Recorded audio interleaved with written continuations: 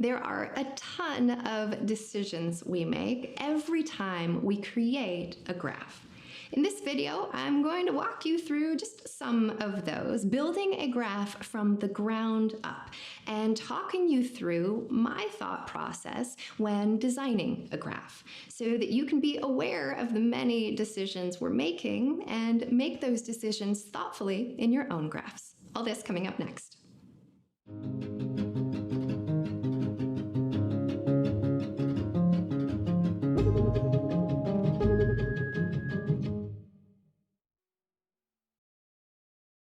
Hello and welcome. Thank you for tuning in. I'm excited today to talk about the little things when it comes to visualizing our data, because it turns out there are a ton of tiny decisions we make every time we create a graph. And now some of these we make explicitly, right? We decide how we're going to design a line or a data marker, or we choose what words we're going to put around our data to describe it and where to put them and how to format them. Other choices might be less obvious. For example, the decision we make when we decide not to change a default setting in our tool. So today we're going to talk about all of these. We'll look at them through example, and I should say not all of these. We'll talk about a lot of them and some of the thought process behind creating data visualizations when it comes to thinking through all these tiny decisions, because it's really as they come together that they create the overall experience for our audience. Now, you'll also, for those tuning in live, have a chance to ask your questions. We'll do some viewer Q&A.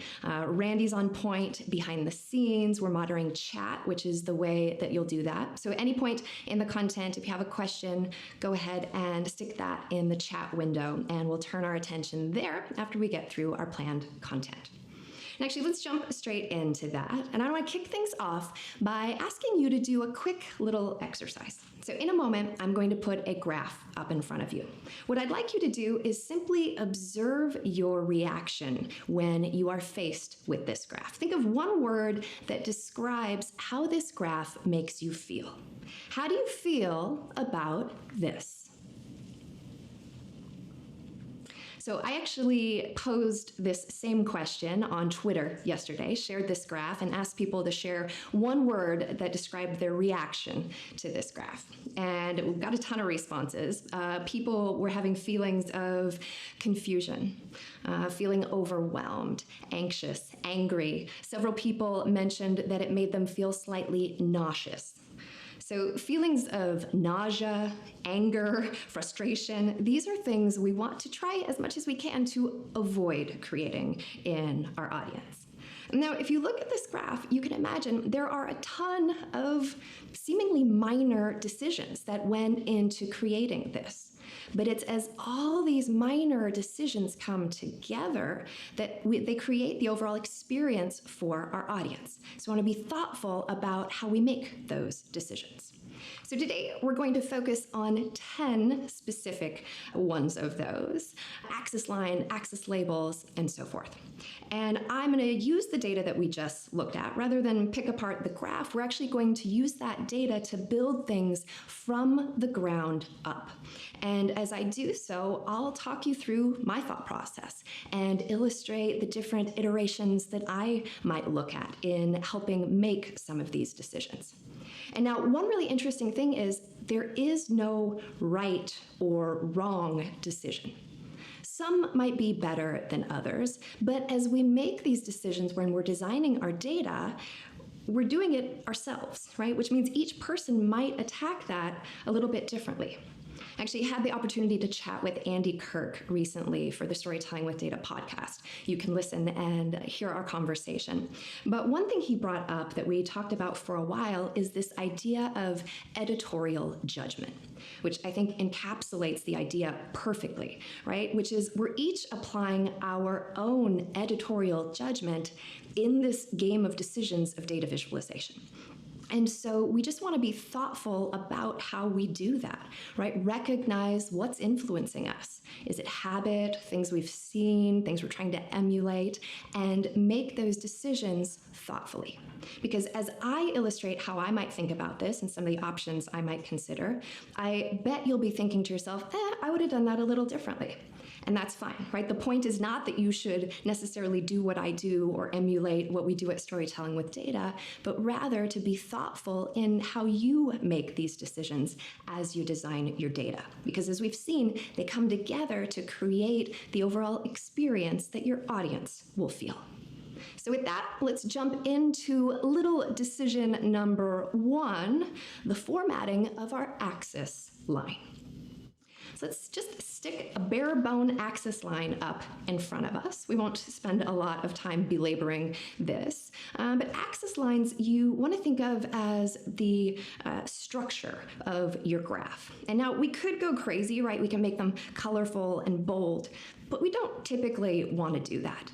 Axis lines are there to help anchor our data, but they don't need to scream for attention. So we can make them thin, make them gray, push them to the background so that they're there to provide some nice framing, but they don't draw undue attention. All right, that was an easy one. Let's keep adding to this graph with our next little thing, axis labels. So let's go back to our axis lines and now start adding some labels. We're going to start with the y-axis, stick some labels up there. Now, when I told Excel the data I wanted to graph, this was what they said here. And we have a number of decisions to make. One is where we set the minimum and the maximum. Note, currently I'm going from 0 to 160. Another decision we have to make when it comes to axis labels is what frequency do we show them, right? At what intervals? Here, Excel has defaulted to 20 points between each label. So I might look at this and say, well, given the data I'm going to graph, I actually think the maximum should be something more like 150. Notice as I made that change, Excel automatically started our minimum at -10, which doesn't really make sense for this data. I only flashed it up briefly, but what we're going to be looking at here are the number of cars sold. And I don't think negative cars sold really makes sense. We probably don't get so many cars returned. So I might shift that to 0. I notice in doing that, now the intervals between the data labels have changed every 25 points. And for me, when labels are sparse, it actually draws attention because we get the contrast of the number and the white space and the number and the white space. So when we're talking about decluttering, oftentimes people will suggest fewer labels, which sometimes can work. I usually go the other direction though and actually add more data labels, which may seem counterintuitive, but then they create sort of one single shape when we look at it instead of this contrast of data and white space and data and white space. By the way, there may be some cases where we actually don't even want a label at all, or we show just the minimum and the maximum to give a sense of scale. But as I mentioned, I'm going to go the other direction here and actually label quite frequently because I like how it looks. Right? And this is one of those things you might make a different decision and that would be okay. But we want to be thoughtful about how we're doing this in the context of what we're showing and how we want people interacting with our data.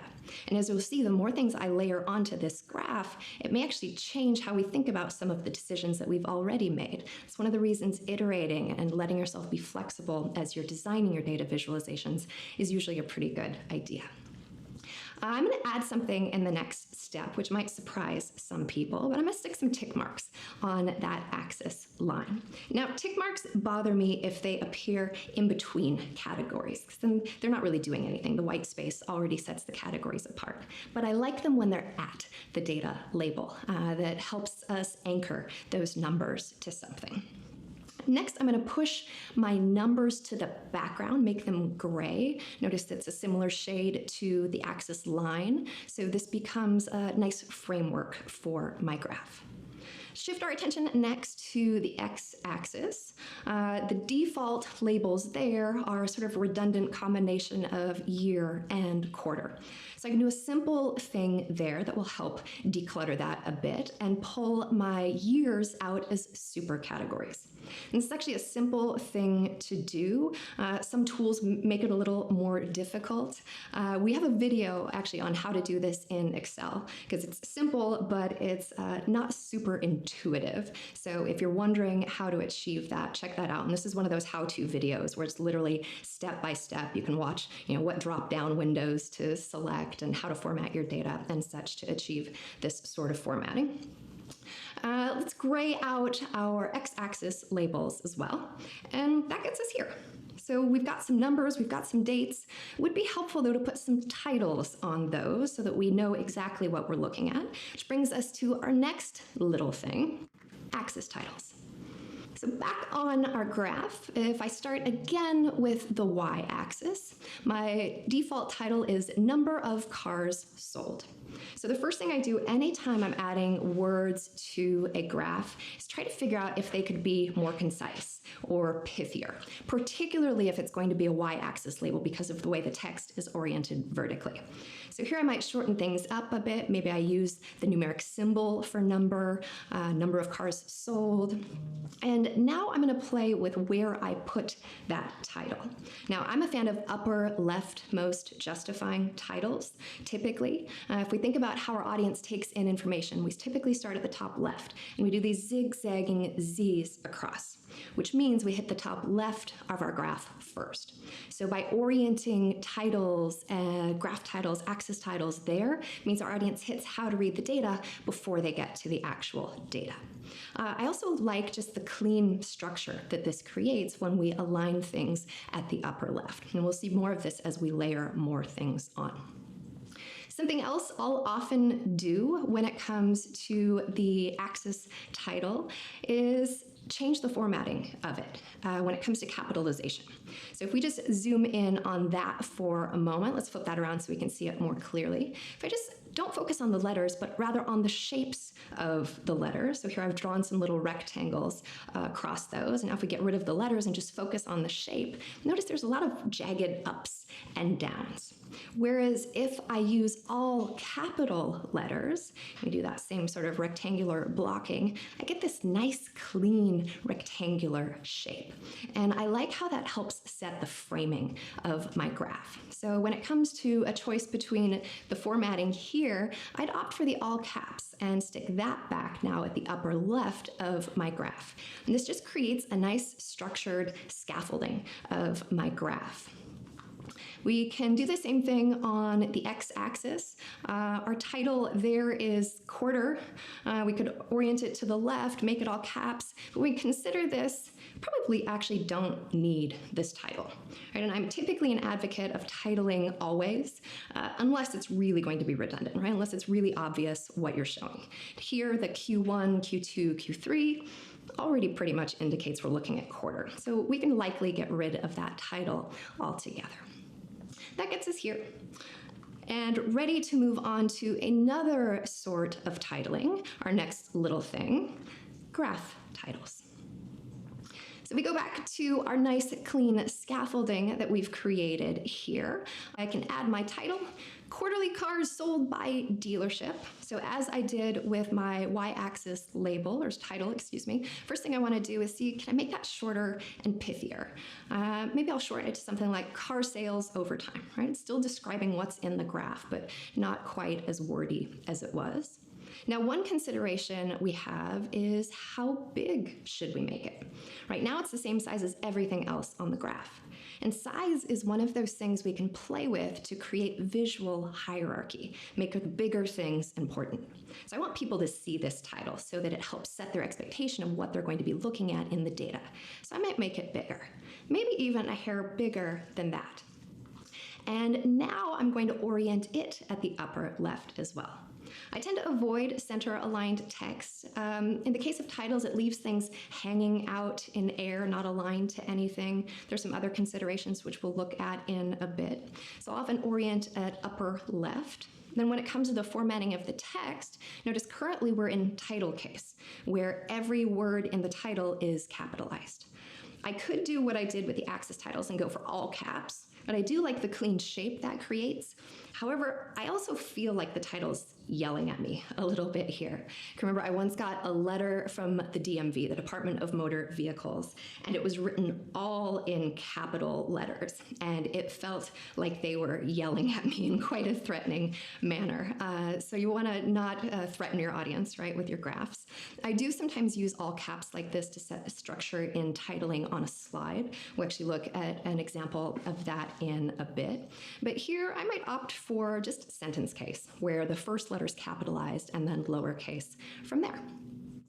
This next change is going to be very minor, which if you notice right now, my graph title is black. I'll often change things to be just a shade off black.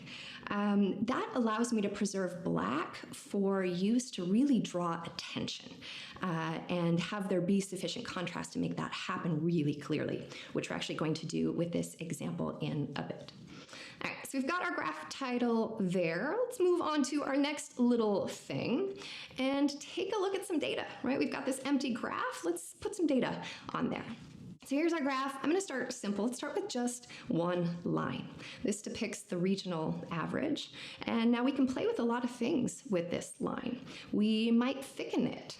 Though for me, on the empty graph, this level of thickness feels almost a little too much. We'll look at an iteration momentarily where that's not the case. So I could go the other way, make it thin.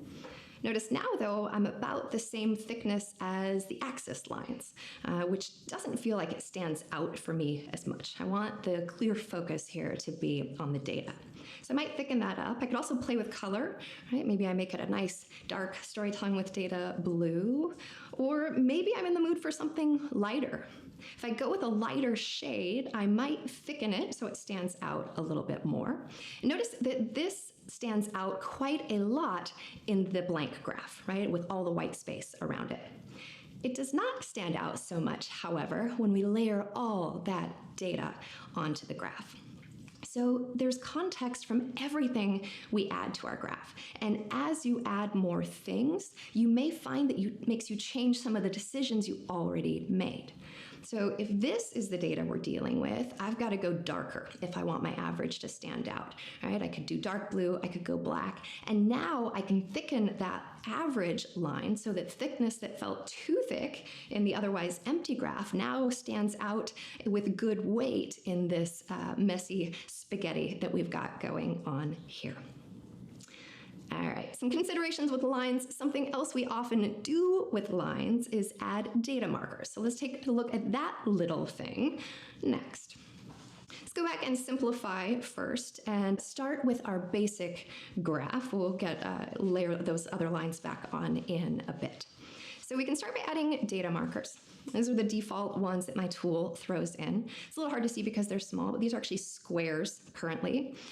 I'll often use circles for my data markers. They're round, which means they have no edges, so they don't really, stick out in a way. And people like circles. We're drawn to circles for some reason.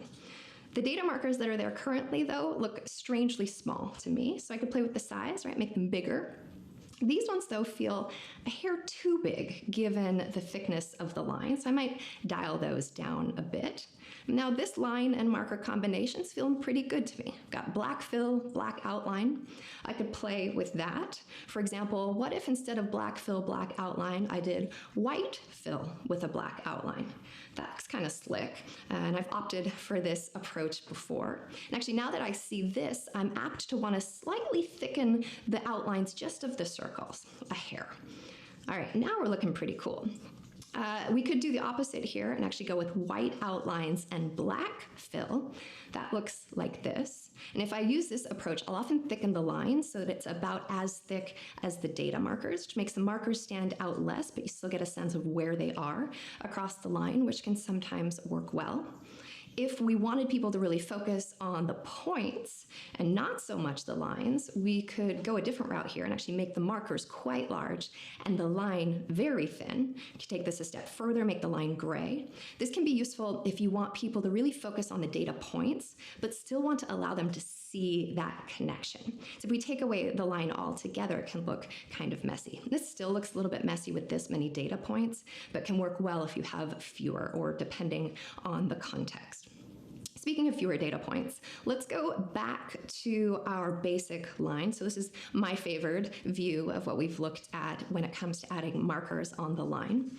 Notice we don't necessarily need to put a marker at every single point on that line. And actually, when we're sparing about which markers we include, we can actually direct certain comparisons. So for example, if I just put a marker on the beginning point and the end point, now one easy comparison to make is between those two things. We see there's been a slight decrease over time. Now to really draw attention there, I might make those markers a little bit bigger. Or we could use the same approach to focus on the spikes that we tend to see in Q1 over time. Or maybe our most recent data is going to be where we want to direct people's attention. So we could highlight just the data from the most previous or the latest year. So we can use markers sparingly to direct attention. We can also layer on data labels to further this. And that brings us to our next little thing today, which is data labels. So back on our basic line, let's put some labels up there. Here are the default ones that my tool adds when I say add data labels. Now, when I use labels, I tend to, I think probably always use markers with them so that we can see where the labels are anchored to. And actually, if we add our data labels back in, we see now that the labels are to the right of each data marker. I could also orient them to the left of each data marker. It doesn't work so great here, but could be useful in some scenarios. Or I could put them below or above. And now I can do the same thing that we did with sparing use of markers with the sparing labels. So for example, I could just put a marker and label on the endpoints. And notice how I made different decisions about where to put the labels on the left versus the right. So on the left-hand side, that first data label, I positioned it above the marker. Because if I'd put it to the left of the marker, it would overlap with the line or might just feel a little crunched for space there. Whereas on the last data point, the right-hand side, I put that marker outside of that, because we've got a good amount of space there to be able to do that. If I were putting markers and labels just on the quarterly data, I might put those above the line. Or notice if we focus just on the last couple points of data, I could put the corresponding labels above the markers or below the markers. And this might seem like a really minor thing, but it's interesting to me how little decisions like this can change how people interact with our data and with our graph. And actually, to illustrate this, let's take a look at the side by side. So I'm going to put these last two iterations up together so we can see them. And I'll often do this, by the way, when I'm debating between two minor things or two major things sometimes. Having a copy of one view that I like and then seeing next to it another one helps me see which might work better in a given case. And again, this is my editorial judgment I'm applying at this point. But when I look at these two graphs, on the left, first I hit the numbers, which makes me focus on them first. It actually makes the numbers feel important, like I need to know specifically what they are. Then I hit the data where I can see that general decrease. Whereas on the right-hand side, I hit the data first. So now I focus first on the decrease in the data. And then I notice that I have the numbers there for reference. So just be aware how sometimes the tiniest decision can have impact when it comes to how people are going to interact with your graph and view your data. I'd also notice as one of these seem more positive or more negative than the other, sometimes that'll happen as we make these different design choices, which doesn't mean there's a right or wrong, but that there are things to be aware of and make decisions in light of those trade-offs. All right, on to our next little thing, reference lines. So let's go back to our basic graph. And I'm going to assume in this case, we'll just for illustration purposes, that we've got some sort of target. that we want to hit in the number of cars sold per quarter across our dealerships, or on the average. So if I just add that data series to my data set, and it gets formatted like this. So I want to play with this because for me it's too thick and stands out too much for a target. I want a target to be a reference where it's there, but it's maybe not garnering undue attention. So I can make it gray, I can make it thin. Something I'll almost always do when it comes to targets or goals is also make them dotted or dashed. And when we think of a dotted or dashed line, it introduces a bit of visual noise, right? Because we've taken what could have been a single visual element and chopped it into a bunch of pieces. But it brings with it this sense of uncertainty or something that we're trying to hit that I think can be useful and overcomes that noise. There are different types of dotted lines. We've got dots here, we could do dashes. There are also some you might be better off avoiding. Any sort of combination of dots and dashes tends to get a bit messy. But I might land on something like this. Notice when we're this thin and dashed, we could actually get away with making it black and have it still not stand out as much of our data, though I like gray here. And if we think of how we label them, right? If the legend in the bottom has been irritating you, we'll deal with that now, which is I could label my target directly. If I'm doing that, I might as well label the regional average directly as well.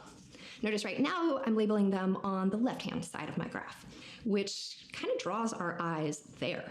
If I wanted people to start on the right-hand side, I might move those labels around. There are different places we could put them that would work equally well.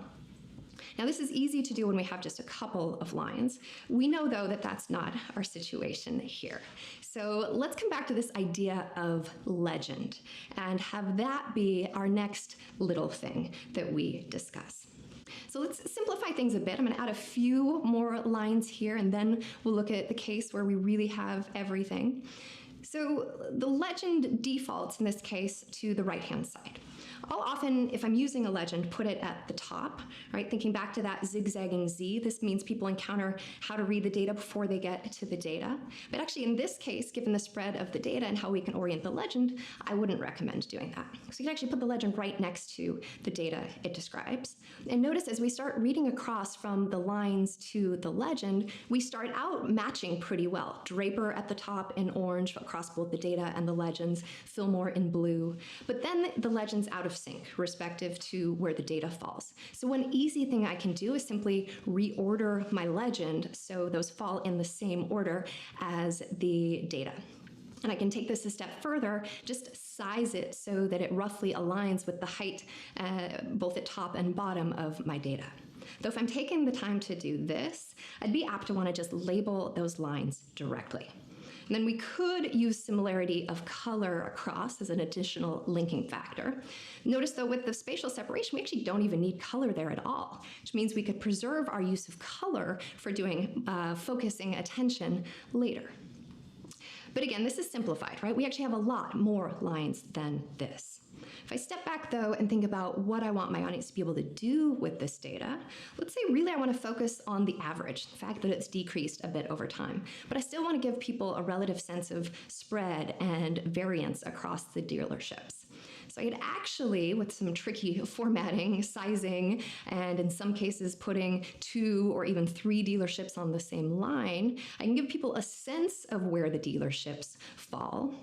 Notice there's not a way to specifically, in all cases, tie the dealership to its line of data, but really we're probably most interested in just that most recent data point across the dealerships. So if that's the case, I might actually just pair this with a totally different graph that just graphs that. So this is the number of cars sold across dealerships just in that most recent time period.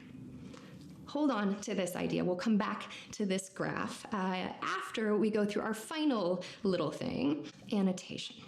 So if we go back to our basic graph, I'll often see the case where people write bullets, some takeaways from the data that they want people to know. And I love this because it means someone took the time to look at the data and wrote words about that data. The part I don't love is it's not always easy to figure out when you read the words where to look in the data.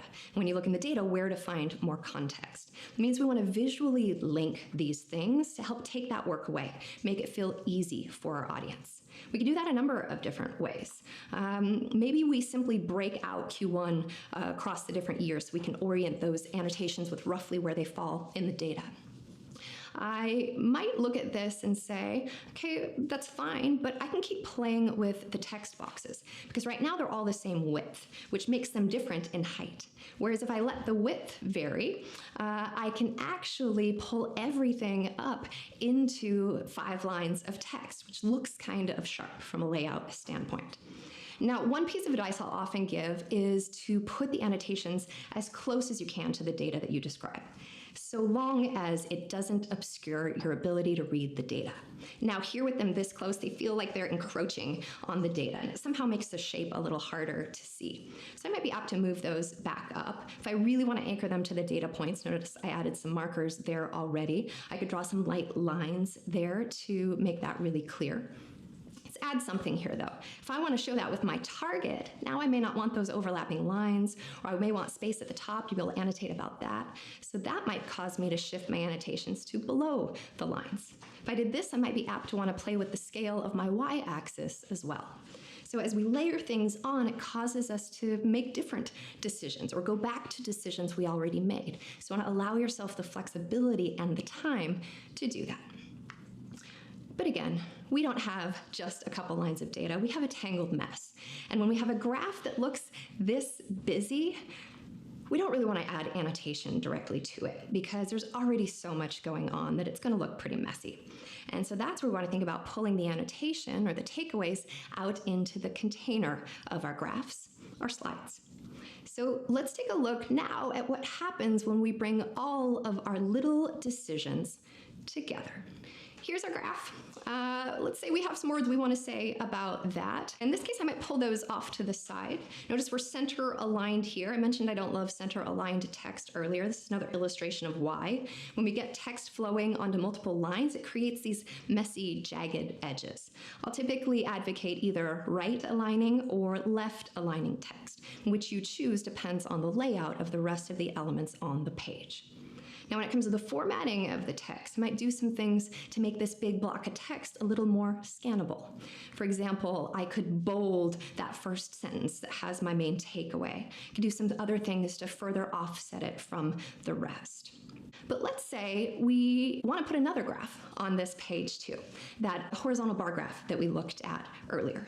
So to make all that fit with some text that explains it, we're going to have to get a lot smaller.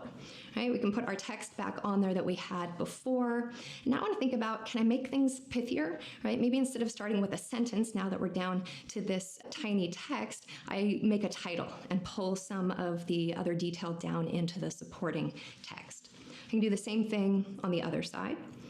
And now as we start to think about our page of information, we want to structure things nicely. So notice before I was sort of a little all over the place. There's roughly this two-sided structure, but it didn't quite align. I can bring a lot of tightness to the feel of the design simply by aligning things really well. And I'll often go brute force for that and just start drawing lines on the page so that I can make sure things are appropriately aligned. You can, of course, use built-in rulers and grid lines in most applications to do that as well. Let's add a title on there so we have a sense of what is to come. Not center aligned though. I'm going to left align that so I can line it up with the rest of my elements. And now when I consider how people take in the information, what if I switch things around and put all the text at the top? Kind of look like how that feels, and then I don't have the trapped white space that was originally there between the graphs at the top of the page, between that and the text. And now I might keep playing. So remember, I decided not to use all caps for my graph title. That actually could look kind of cool to set some structure of my words on the page. Now, if I do it to just one, I can compare the left-hand side to the right-hand side to see if that's a change that I like. I'm going to decide I do in this case and propagate that over to the right as well.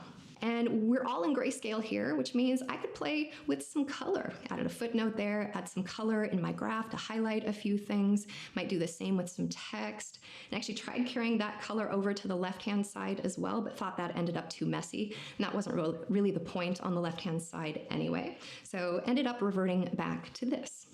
And so now if we consider putting this on our slide, right, taking it out of the template that I have for today, so I'm going to get rid of that banner across the bottom, make my slide title more prominent, it might look something like this. And now just take notice of all of the little decisions we made, right? Because it's a lot of little decisions that came together to make this happen and create the feeling. Similar to how there were a lot of little decisions that created this feeling.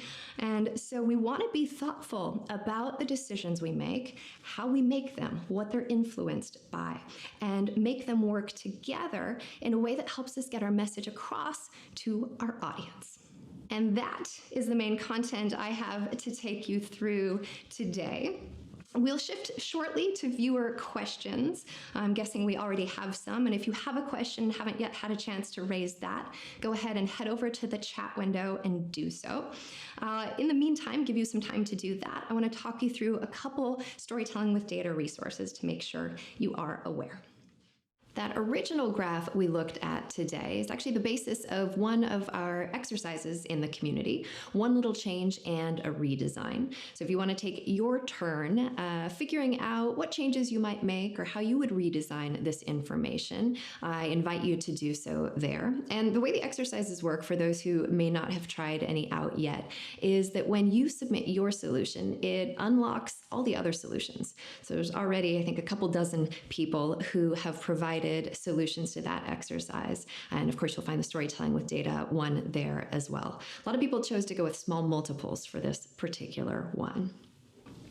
Also want to make sure people are aware of the search and filter functionality on our site. Because actually going back to that prior page, if you notice in the top right, there's a little search button. If you press that, you'll be met with the search bar. And to the right of that is the filter button. And you can filter by a whole host of things. Tools, if you want to get a sense of examples that people have made using a specific tool, graph types, or the one that I have highlighted is topic, right, where there are 20-some different topics to choose from. The one I have highlighted here is comparison to plan or target or average. And if we hit go there, then we see a number of visuals that have been tagged with this. As you add visuals to your gallery or complete the monthly challenges, your work that you tag there becomes search and discoverable as well. So definitely keep that in mind as a resource as you're looking for inspiration or ideas. Another resource you'll find on the community are all of the videos. So if you go to the watch drop-down, all of the events that are live, like this one, are archived, so you can access those after the fact or share them with your team in the events section. There's also a whole library that is growing of video learning. So definitely encourage you to check out and share those resources. And we've got travel-free workshops and webinars that we do. If you'd rather have some instruction-led learning for your team or organization, these can be fantastic ways to do that. We've actually just rolled out some new offerings, including storytelling with your data, which is a 90-minute session virtual, where we collect examples from your group ahead of time and use that as the basis of taking the group through some lessons and some hands-on practice. We also have just scheduled our next virtual public workshop, which will be in September. You can find information on that at storytellingwithdata.com/public-workshop. And with that, I've done a lot of talking. I want to see what questions you may have. So the first question is from Sarah. What is Cole's graphing tool of choice? This is a question that I get very frequently. And so I'll start by saying everything that we looked at today, plus all the examples in both books, were all done in Excel, or in some cases, a combination of Excel and PowerPoint. So when it comes to tools, my advice is pick one or a set of tools and force yourself to work with them and get to know them well so they don't become limiting factors when it comes to creating the graph you want to create. Any tool can be used well and any tool can be used not so well, right? For example, it's the same tool that created that graph at the beginning that we looked at and that I used for all of my iterations through the rest of it. Another question from Allison. Let's assume I have a fire drill request and I only have a few minutes to design a good graph. What are the minimum things you'd recommend?